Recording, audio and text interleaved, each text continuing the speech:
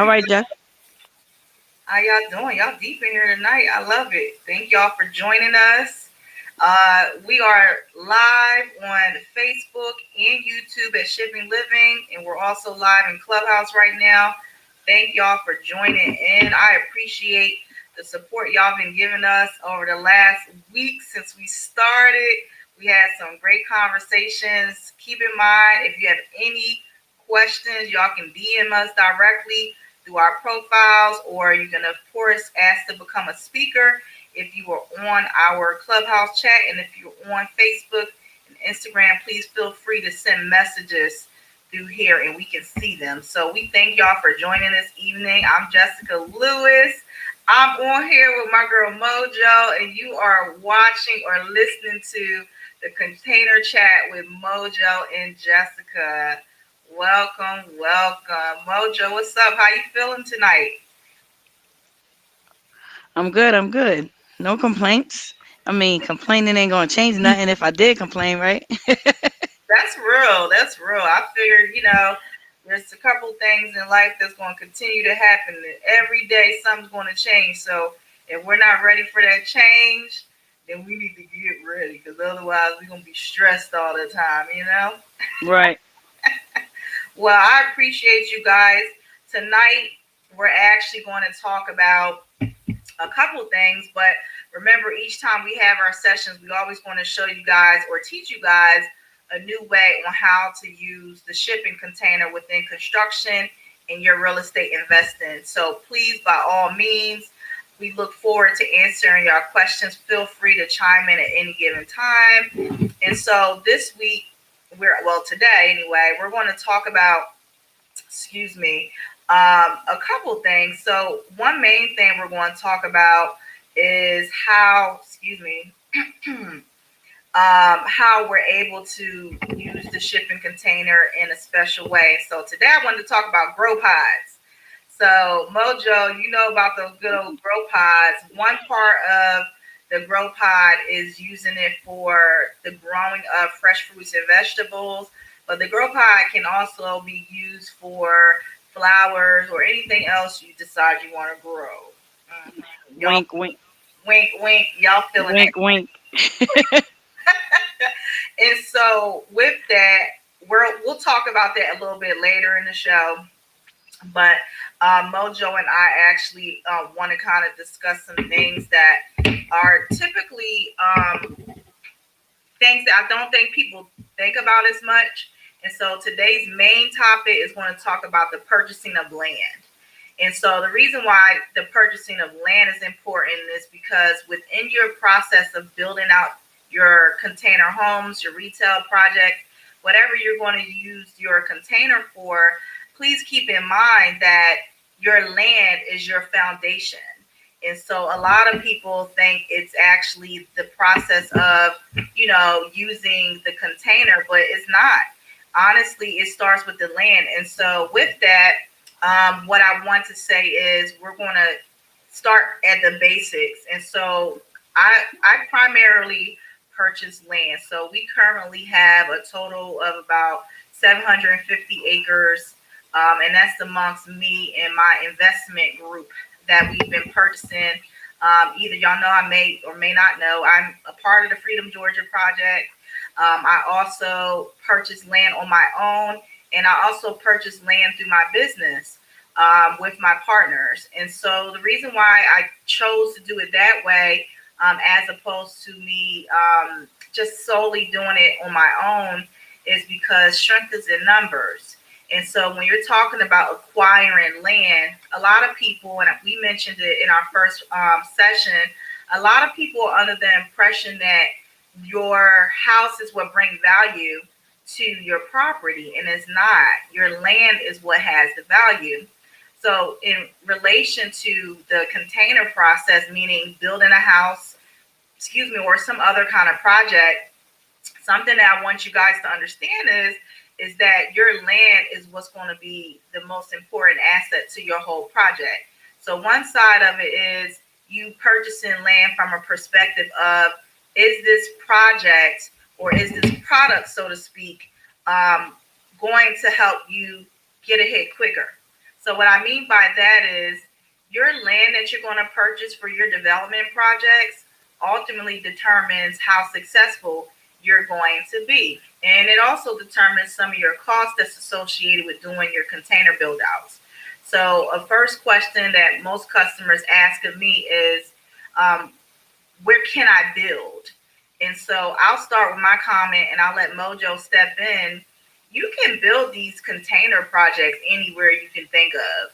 And so, as we mentioned before, the municipality that you choose ultimately determines on how accepted it is. And as we also mentioned before, we have a 100% acceptance rate because honestly, our team is just fire like that. Like our architects, our engineers, everybody that's on our team when it comes to doing a build out, they know what they know. I mean, they're extremely good at that. And so when someone acquires our services, myself or Mojo's, you get a whole entire group of people who are going to help you be successful.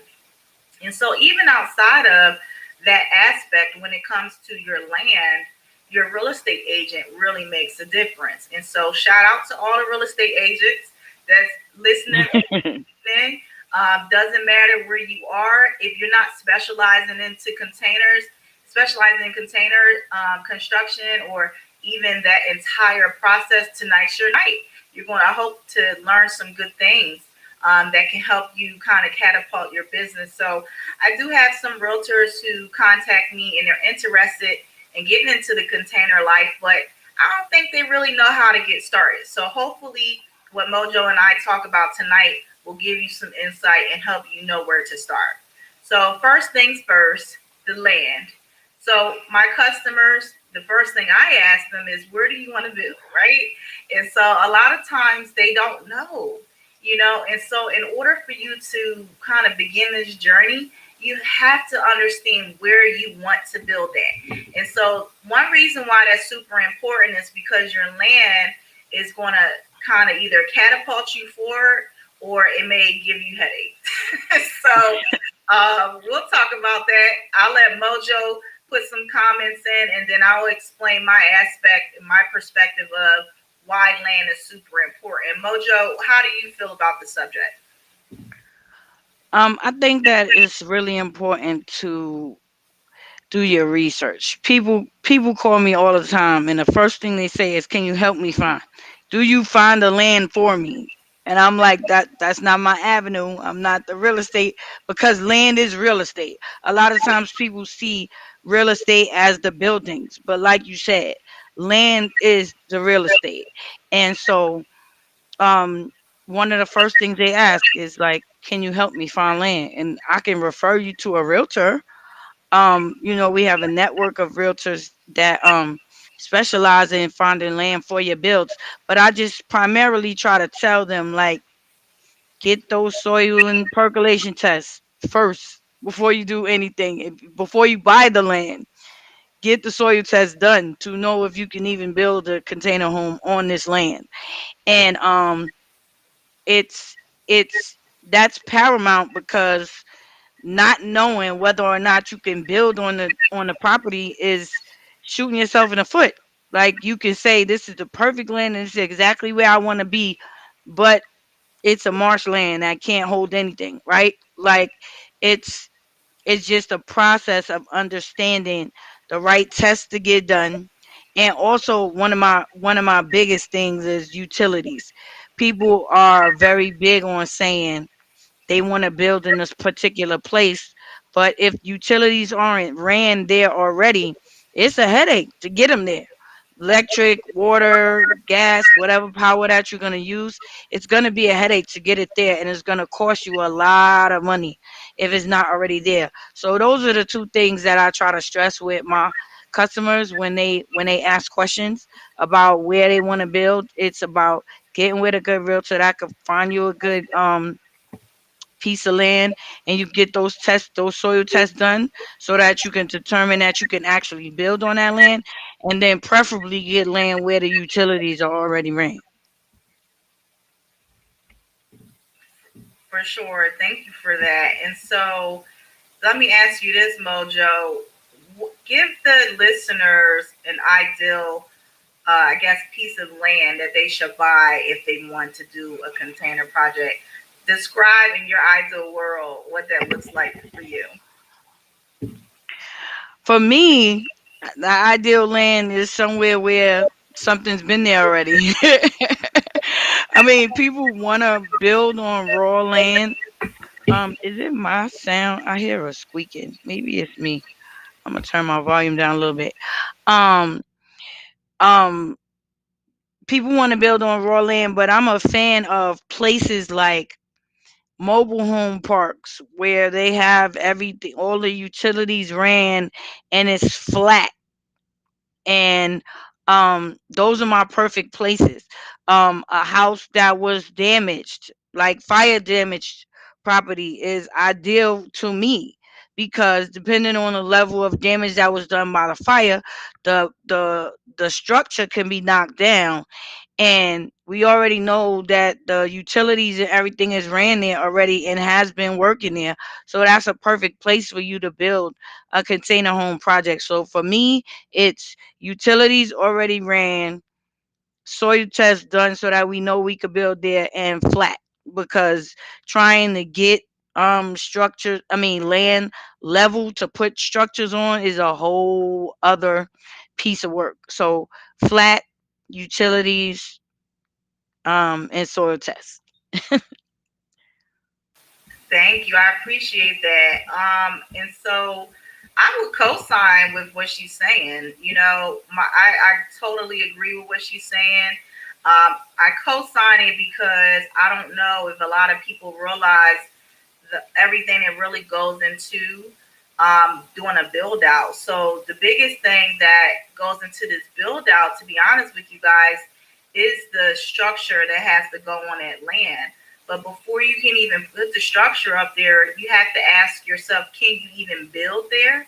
And will the property actually withstand the weight of the container? So to go a little bit deeper, a lot of people don't realize that um, the weight of the container, quite naturally, in comparison to a stick built home, is significantly different.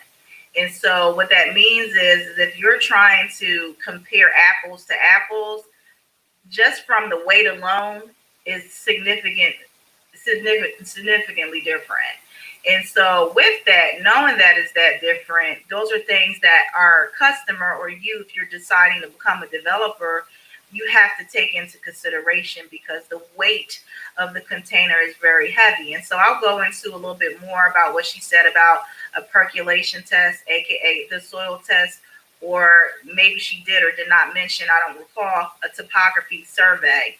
And so the soil and percolation test is important because the water that travels through your property actually ultimately determines what can actually go on that land.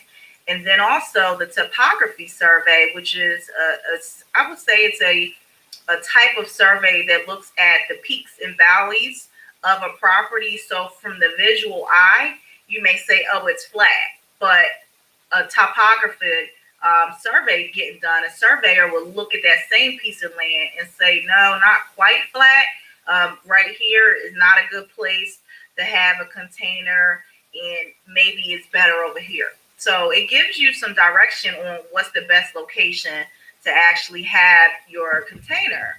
And so even outside of that, I don't think people realize that a lot of what goes into this too is knowing how water flows through your property. So when Mojo speaks of having a property that's utility ready, or pretty much replacing an old structure with a container structure, that's the ideal situation, because now, one, let's talk about cost savings. So that's something we always try to throw in here, cost savings. So from a perspective of cost savings, knowing that utilities are already running through that property, and also that your water is already there, so that means sewer is already there.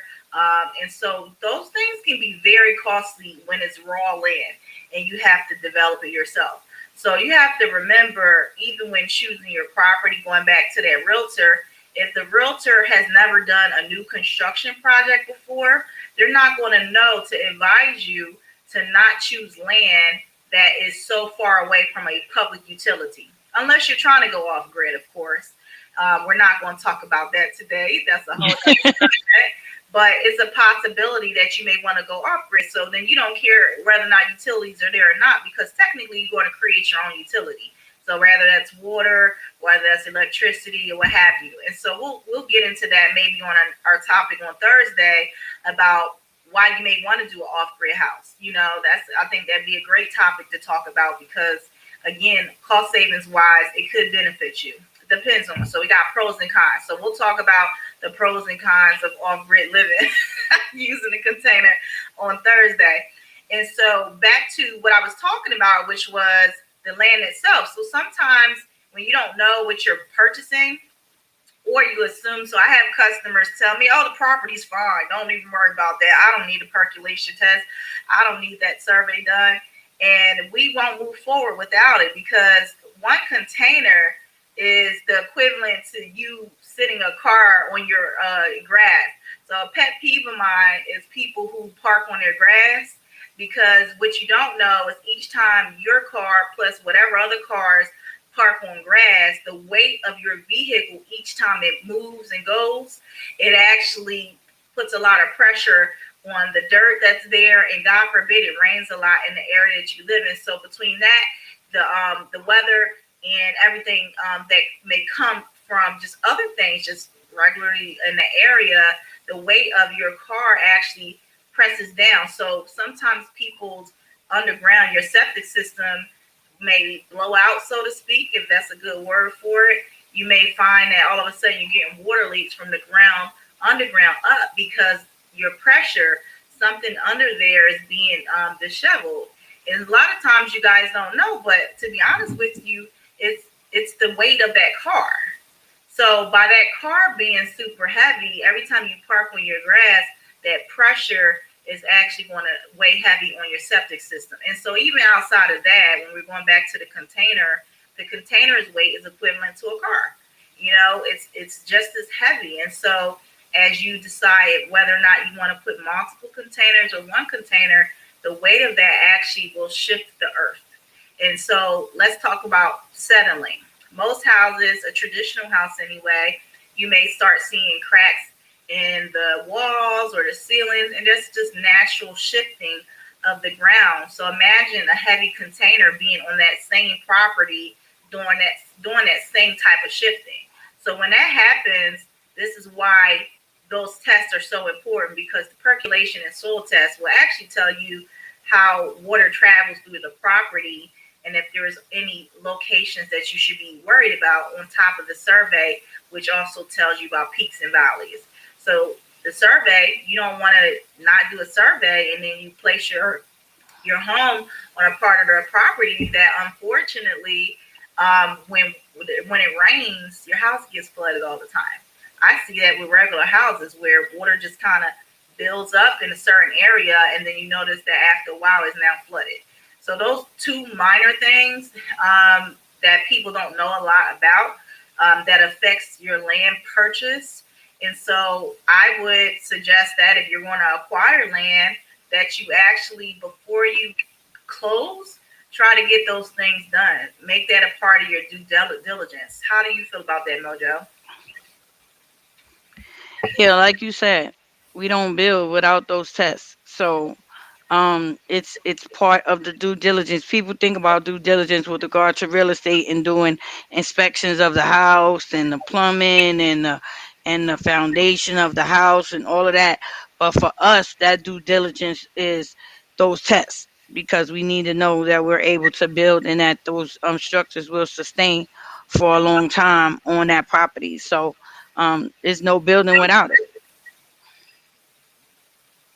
Simply stated, we shan't not build without these two tests being done. And so with My that, customers be mad at me because they be like, Mojo, what? You're not gonna send somebody over here to do it? I'm like, no. I could sit. I might be able to send you a referral to somebody local that you could contact, but that's part of your due diligence that you have to do prior to us coming in to build. For sure. And I don't know if people look at that enough.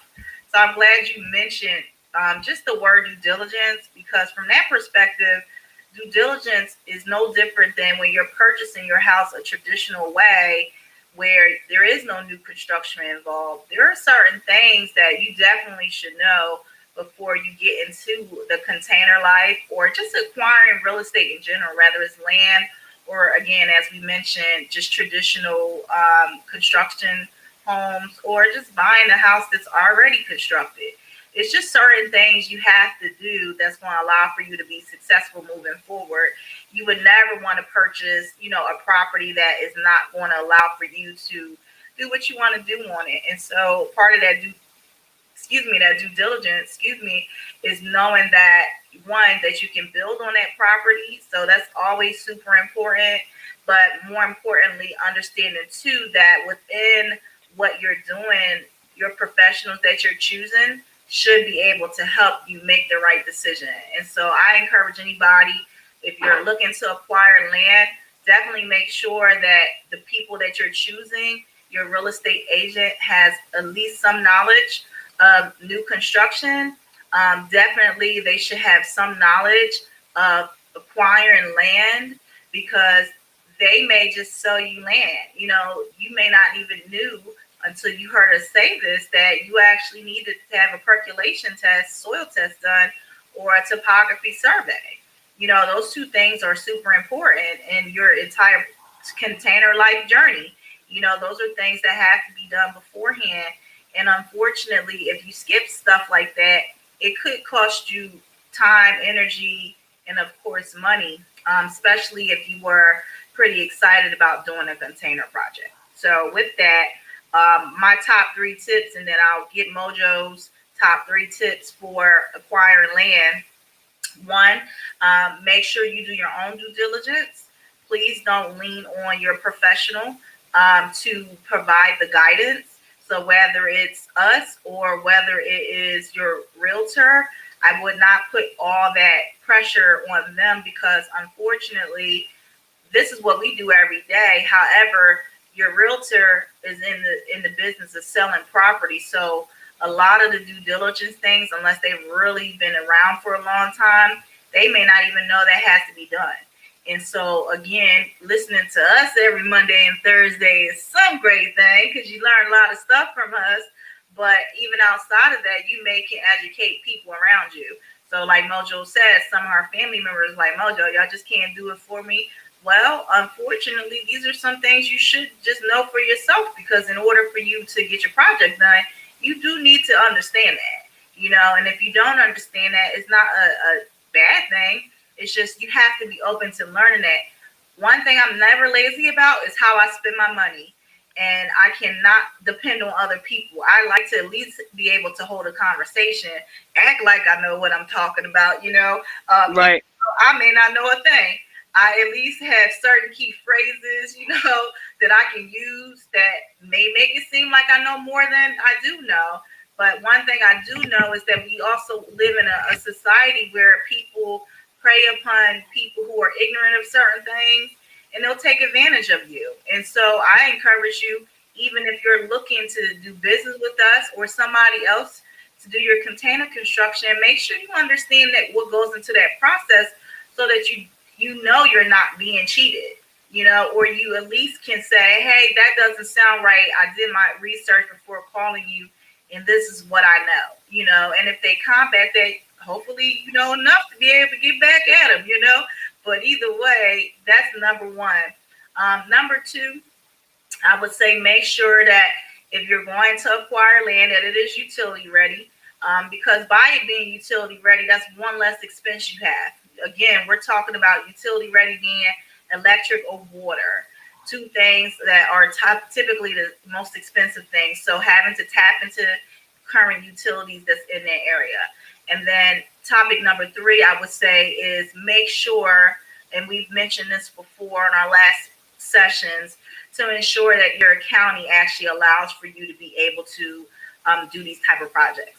So the worst thing you want to have happen is you get all excited and you're gung-ho about doing a container project, and maybe they don't allow modular, or maybe they don't like containers and the way they look. And there's just certain things that you, again, if you had never called planning and zoning or coding, you didn't know. So definitely choose your team wisely. Definitely make sure you get your the right kind of land that's utility ready, and definitely do your due diligence with this entire process so that you're not going to have any mishaps. And those three things is my tips. How about yours, Mojo? I feel like a little kid in school, like she stole my answers, she stole my answers. But I think that the the specifics about around understanding what zoning and planning wants is paramount. Like doing your due diligence and understanding and your land being utility ready, but understanding like it's not as simple as can I do a container home here or not? It's not always as cut and dry as that, right? Like we've been through these different scenarios where it's the minimum square footage or the maximum square footage or anything in between or a certain cladding or it needs to look a certain way. Or you need to use a certain verbiage to get your point across, not necessarily saying you're building a container home because that's such a new phrase. And that's not even just with zoning and planning, that could be with banks, right? So understanding exactly what they want, like they may say you you can't have a 80 what we call an ADU, an accessory dwelling unit, but you can only build a single family home. Okay, what's the minimum square footage? Because if we could build a single family home and say the minimum square footage is 1,000 square feet. That's three containers. The containers are just the framework of your single family home. So you can still have your container home and work within the guidelines of zoning and planning. Like you said, us having 100% acceptance between us means that we understand getting to the bottom of what they want with regard to zoning and planning and building according to that so that your project is approved. Like you said, it's some obstacles you can't get around. Uh homeowners association who says no, no, no, we don't want this in the bylaws, it's in the this, we can't do ABC. It's some of those, sometimes it's stuff like that that you can't get around.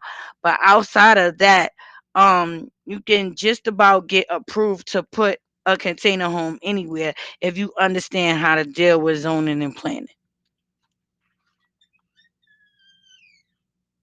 I totally agree. Thank you for sharing that. So, this is the time in our show where we talk a little bit more about how y'all can make some money with these containers because we don't want y'all, we don't want this to be all boring and education heavy. Y'all probably trying to figure out how can I make money off of this. And so that's what we're going to talk about next. So we mentioned a little bit earlier in the session about the grow pod. So, what's exciting about a grow pod? So, think about it like this: a grow pod is the equivalent to your traditional farm without the dirt. That's the simplest way that I can explain a grow pod. And so, depending on what you're trying to grow, your yield may be heftier, meaning you'll have more robust plants.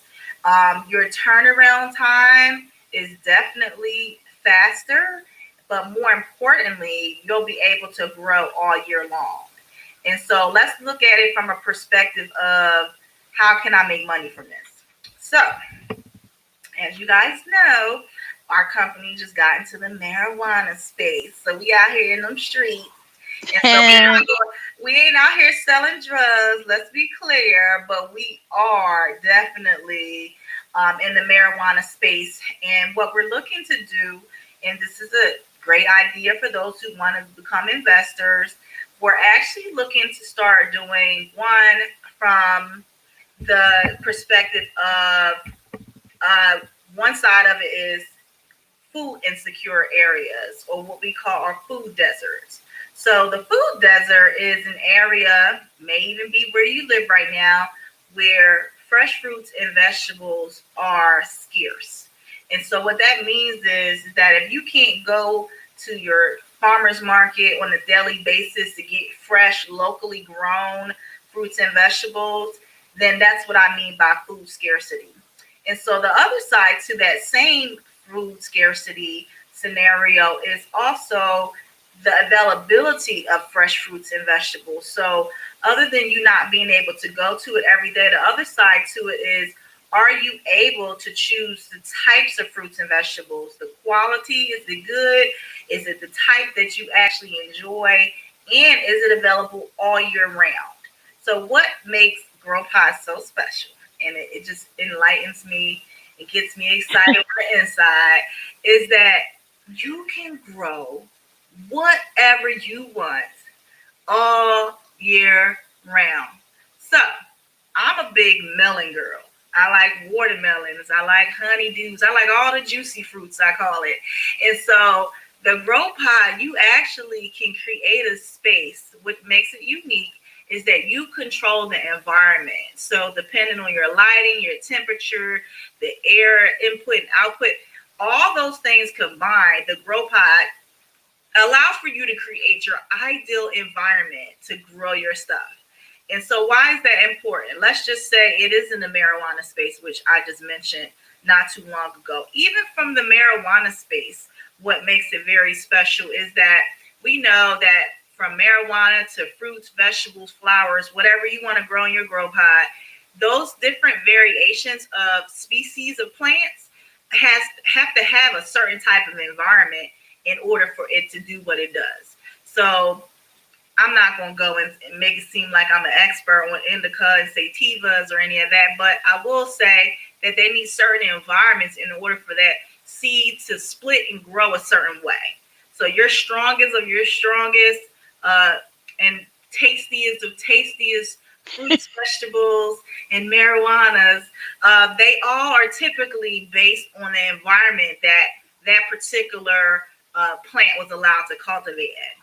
So with the grow pod, finding, let me say this, just because it's in a grow pod does not mean you have to slack on the farming aspect of it.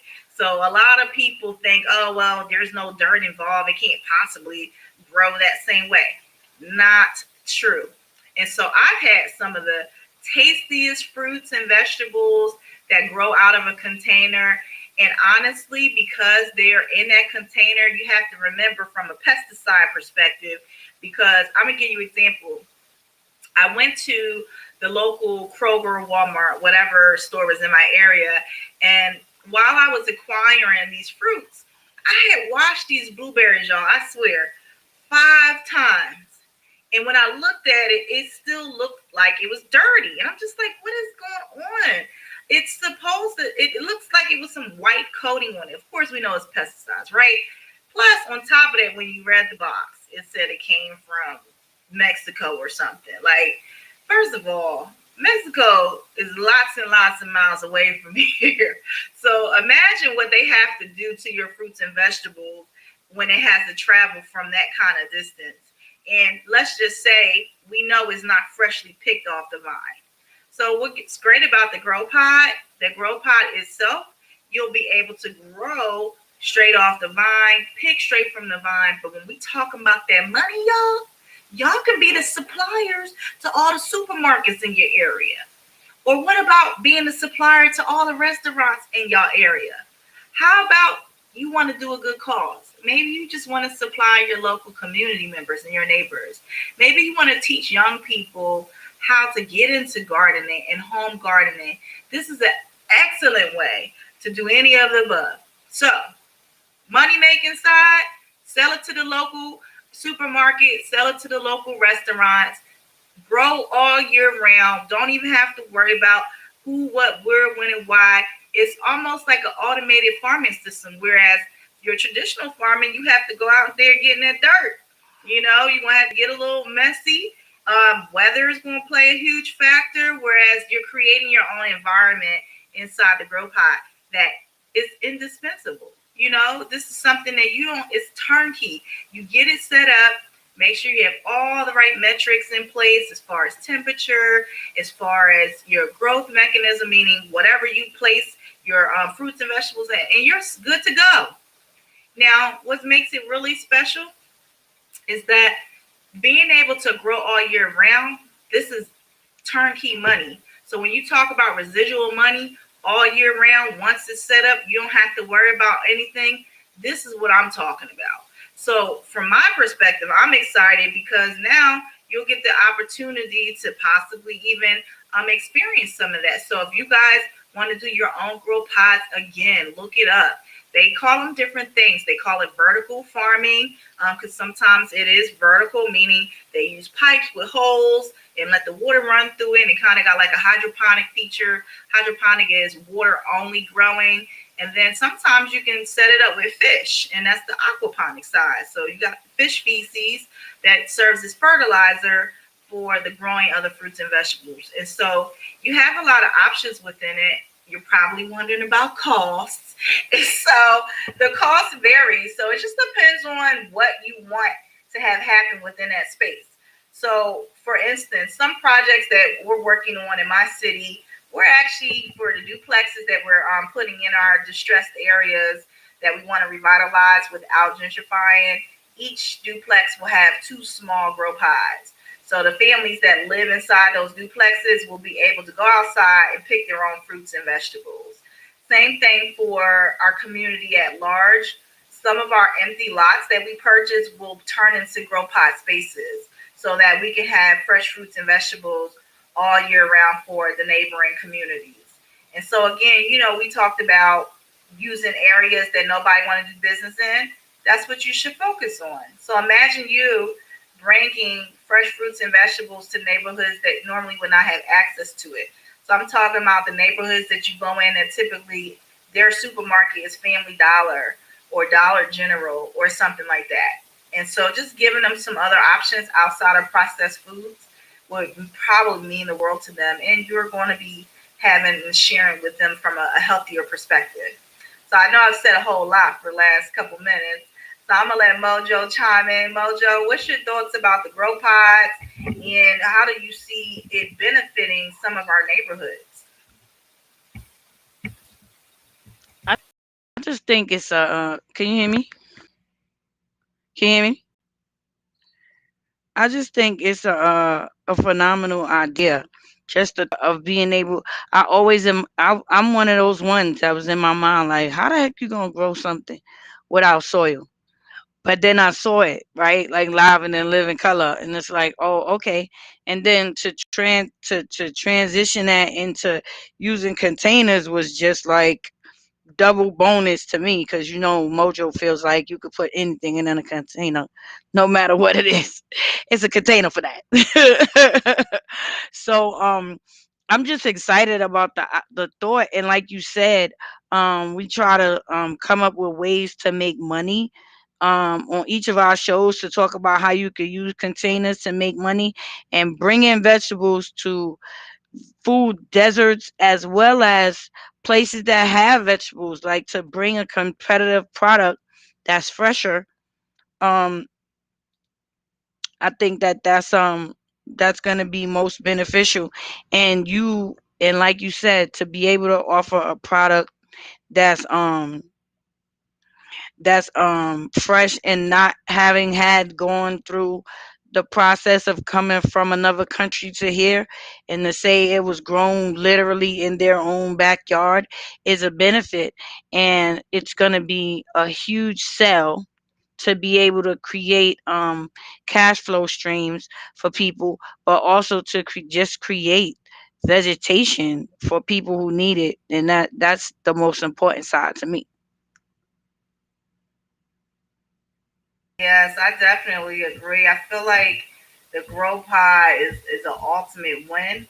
It allows for us to be able to, from a perspective of long term sustainability, it definitely allows for a great opportunity for us to find ways to just always have something. So think about it like this.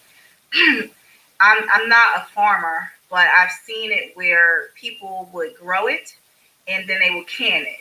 So let's just say a famine happens. You got your good old grow pod. You ain't got to worry about no famine because you got your fresh fruits and vegetables growing out of nature in your backyard or wherever you decide to place it at. And so here's some other ideas that I can say as far as the grow pod and its best uses. So for one, the grow pod is great as a backyard amenity. And so not only is it great for you to grow, but it's a great way for you to connect with your family. You know, having something in that space, giving them the opportunity to be able to learn how to grow fruits and vegetables without outside influence, I would say. I think that's major. You know, I think a lot of what we experience in our day to day lives, given opportunities to teach our younger people how to kind of use nature in a different way, in a more innovative way, I think that's a win. You know, and if you're able to do it at a larger scale, let's just say where it's a community garden, then now you've included other people in your community. So now you impacted your community in a different way. And so I always look at ways to find and like larger impact solutions. And to me, that grow pod can be that. The grow pod can definitely give you the opportunity to impact your community in a very positive way, especially again if you're in a food scarce area. We call it insecure or food deserts, meaning your accessibility to fresh fruits and vegetables is just not readily accessible, much like your other counterpart, which is the processed foods. So if you live in an area now that all you see is processed everything, so we're talking about your Family Dollar, Dollar General, Save a Lot, you know, things like that.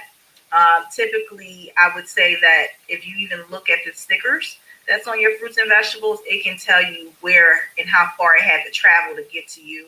And so all the things and all the documentaries I've seen online have no problem scaring you away from things that we buy in the store. Even from the organic perspective, you have to ask yourself, like, how far did it have to travel? So, you know, most things people don't know, but it only has to have one organic ingredient in order for it to be considered organic. So, Right. There's levels to the organic thing. yes, there's definitely levels to it. But at least with your grow pod, it will be at its ideal organic way. And so I always tell people that if you want to make a choice that is going to be a legacy building choice, this grow pod not only can help you, it'll help your family, it'll also help your community. And overall, it's a great way to make money. You know, if you do it right, you can set up if all you really need is like a quarter of an acre and you can make a whole farm out of it. And don't forget, you can stack the container. So stacking it, now you have multiple levels that will allow for you to be able to easily do this grow pod project. So here's another way. We talked a lot about the grow pod. Another way that you guys can use your container is through the use of retail stores. So think of it like this. I'm gonna give an example. When I went to Ghana a couple years ago, they had like their commercial corridors, and the commercial corridors had a lot of corrugated steel. So most of their stores were made out of steel of some sort, right? And so outside of it being made out of the steel, they didn't have air conditioning. Um, it doesn't get really cold there, but let's just say the HVAC system was non-existent in that structure. And so no matter what the weather is, they kind of had to struggle with whatever the temperature may have been.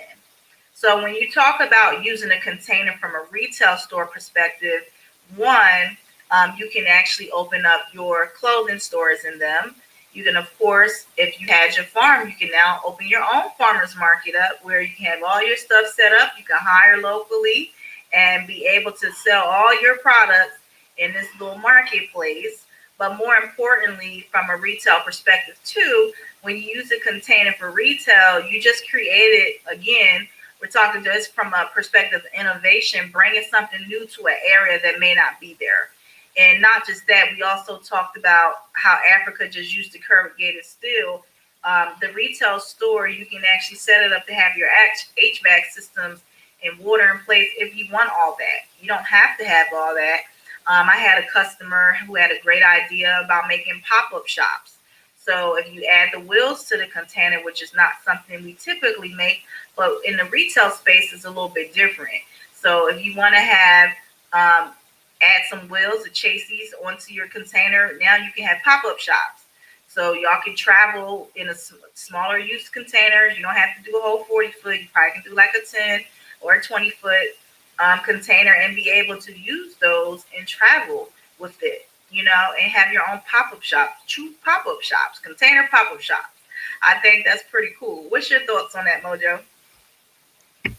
Yeah, and it's catching on. Louis Vuitton just did a whole residency in Miami, and it was a whole Louis Vuitton container pop-up show, and they just came and put up containers with all the designs and everything, and just stayed in residency for a specific amount of time. So that's definitely a newer viable option that people don't necessarily think about. I posted pictures of the Louis Vuitton one recently because I was like, in my mind, like, the designers are part of the container life for me, right? Because it's all about the container life. So I was like, that's what's up. Because, like you said, the pop up shop type of situation can be done so easily. And it gives entrepreneurs a different way of thinking about how they run their businesses. Like, a lot of people have online stores and feeling like the brick and mortar aspect of retail is going away. But if you have something that you can pick up and go and literally pop up anywhere, it's a win-win situation. Just like they could replace food trucks, be put on a chassis with wheels and built out just like any other food truck. And the portability of it makes for being able to go to festivals when they come back, because we don't know when that's gonna happen. But and literally be able to pop up anywhere with your goods.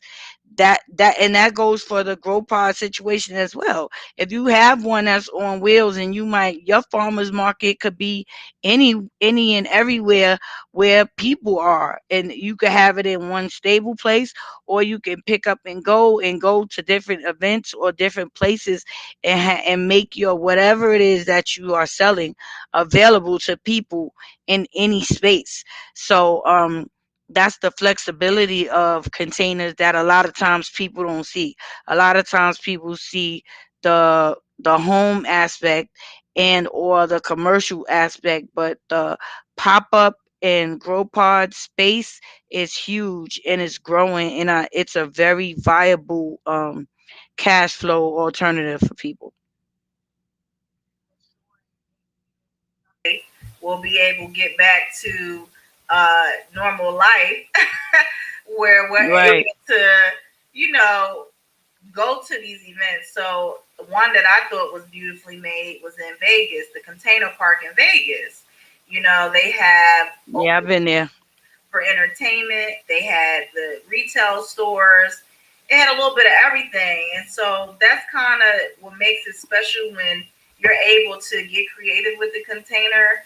And again, when we're talking about like building one out, it's nothing to build something. You got to think about it. With a retail space, unless it's an actual restaurant, which she mentioned, which is a food truck, to be honest with you, it's not much to need to go into it, but a wall if you want it, and that's only if you're honestly probably gonna have a bathroom in it. Other than that, it's just the insulation, the walls, floors, ceiling, whatever, however you want your interior to look, but it's not that much to it. And so that's what makes it special too, because I look at it from ease of production. How soon can I start a project, get it done so it can get its final use in place? And so that's what makes these grow pods very simple. That's what makes these retail stores very simple. These pop up shops, you got to think about it. At the end of the day, retail space in most commercial settings is extremely expensive. So I don't know if anybody who's listening actually looked and see how much it costs to rent. And so imagine you being able to build something, just being patient with your idea and your vision to build something that you can take wherever you want it to go. And not only can you take it to wherever you want it to go, the other side to it is, let's just say you don't want to do it anymore. Now you can rent it out to somebody else, and you going back to still making more money off of it. So you save. And also, Go ahead. true. I'm sorry. And also, you can partner with existing businesses that have parking lot space that they're not using, and they might want another cash flow stream. So they rent you that space for you to pop up in that space either regularly or once in a while. So now one hand is washing the other. Now you have a space to sell your wares, and that person has an additional income stream by sharing the land. It's all like we said from the beginning of the show. It's all about the land. So it's a bunch of stores out here that have extra space, a lot next to it, or a parking lot space that they can rent a corner of it because the containers don't take up much space, and create an extra stream of cash flow for themselves in that space. A lot of times people don't think about that, but I always thought about like businesses sharing space because the space is there, and a lot of times businesses have space that they don't use, whether it's internal or external, but the external space can definitely be made available to this pop-up shop type of situation with containers. But even to take it to a different level, but pretty much say the same thing, is think about it as a co-working space for retail stores too. So let's say you bought a small plot of land and you made that a permanent pop-up shop. You can schedule it out where that can be a rotation for your businesses. So one, if they're built, especially if they're just starting out and they're building their fan base, we have something called Smiley's Flea Market down here. And Smiley's, what's interesting about Smiley's is it is a flea market. Like they sell everything. But the other side to it, Smiley's is onto something because it's almost like co-works a space for flea markets because they got it set up where you have to pay for your spot. And there's varying types of spots. So maybe you just need a table that you have your little stuff on. But then they got the inside and then they have the inside, which is truly internal. And so that's what makes it cool about the containers because you can make it where you split it in half and two businesses share it because they don't need a lot of space. You can make it so that one company can have one big space. And depending on how you set it up, for instance, I would say Philadelphia did a good job of this. Down there at the casino, Sugar House, they created this little vending space that is it's like a half circle. So when people pull up, they get a view of all the stores that's there. So they don't have to go, kind of going through a maze to figure out what's there and what's not there. And that's what makes it special too. The design of your site plan really makes a difference. And so again, you need super professionals that can help you understand all that stuff so that you know that you're setting it up the right way. But even from a perspective of you owning existing commercial property, I'll give an example. One of our supermarkets closed down here in our city, and so now that parking lot's not being used for anything. However, the owner of that whole commercial space could, since there's no need for all the parking anymore, the market's closed, they actually probably could mark off some of that parking lot to specifically have pop-up shops, and then they could have it where it's done on a regular basis so people kind of get used to seeing it. So when you're talking about like thinking outside of the box, I mean, I just love a container. Like me and Mojo feel the same way. You can do whatever you want with a container. Exactly. It's just a matter of how creative can you get. Let's even from a permanent restaurant perspective, you can actually get a container and need less space for that container than you would need for any other type of stick built restaurant. It really could be a plug and play situation where again, less walls have to be put up. When it's a container, it can be all open space and you just have it marked off for the kitchen area, cut a little window out, stick the food in there like how you see on TV, and the rest, and you good to go. Like anything you can think of, you can do. Like for the sneakerheads, let's just say you create a consignment shop for sneakers. Like I can go on and on for how you can use the container to come up with some creative things for retail spaces. Again, it's all about thinking outside of the box. How can you not only think outside the box, but make it to the point where it's fruitful for you temporarily and permanently. You know, with the right marketing. Like shout out to my PR girl. She on here tonight, Kenya Sheets. She's down in the audience. Like get you a PR person that can start marketing it at a mass level where that actually is somebody who can start like telling people that that's your thing. Like pop up consignment shops for sneakerheads, whatever it is. Like it's good to have, again, when we talk about a team, it's good to have a team that allows for your creativity to go wow. See, with us and what we do, you can come to us with the craziest of ideas and we will make it happen for you. Okay? Like my house that I'm building, because I know the apocalypse is coming. Y'all can say what y'all want. Y'all go get that vaccine and turn into a zombie. Don't come knocking on my door because I'm be on the ground, and if you ain't got the password, you can't come in my house. And so part of my house is going to be underground for that exact reason. You know, I'm not ignorant of what's happening in the world right now. And so part of understanding what's happening in the world is preparing yourself for what the future may hold. I ain't really talking about the apocalypse thing anymore. I'm just talking about the future of construction is turning into this container construction world, y'all. And if y'all haven't gotten into it yet, don't be hoping and wishing and praying that you still have a place in it once it starts popping, because in a minute, people are going to realize, man, I can do so much more with a container project than I could have ever done with stick built. And then you'll see that transition happening. And I'm not just talking about from a tiny home perspective. I'm not talking from any of the ways that we traditionally see the container being used, but I will say that you have a lot more flexibility with containers than you would if it was not a container. And so with that, my final thoughts, and I'll pass it over to Mojo for hers, is a lot of what we talked about today is choosing the right land, because that's going to make a difference cost savings wise. And then also we talked about ways that you can use the container. And what I will say is what I always appreciate about the container is that you can be as creative as you want. My company's motto is the sky is not the limit for that reason, because whatever you can think of, we can make it happen for you. And that's why you have a good solid team around you. They can help you execute. Again, we're not on here promoting our businesses. We hope that you learned something from what we talked about today. So remember grow pods and remember retail spaces that you can make money off of these container projects. Mojo?